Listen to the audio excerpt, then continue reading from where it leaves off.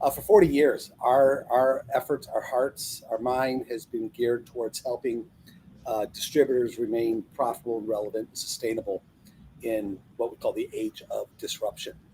And over the years, we've gone through a number of phases, really based on where we believe the market needs to go. Years ago, um, we really led much of the conversation with a research project I did for the National Association of Wholesalers called Driving Distributor Sales Beyond, where we define the best practices of distributors who outperform the marketplace.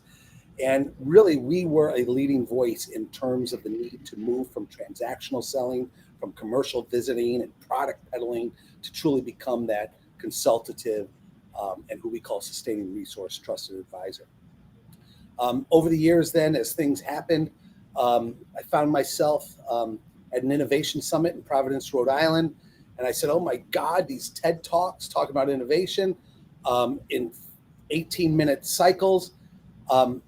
People coming across this stage talking about how they innovate as a social entrepreneur during Katrina, or the VP of innovation for Intel, and 30 others over 2 days. I'm sitting there in the audience. This is probably 15 years ago. And I realized that the conversations happening on this stage are different than what's happening in the typical boardroom of the typical distributorship. And it was at that moment that I realized that innovation was bypassing distribution.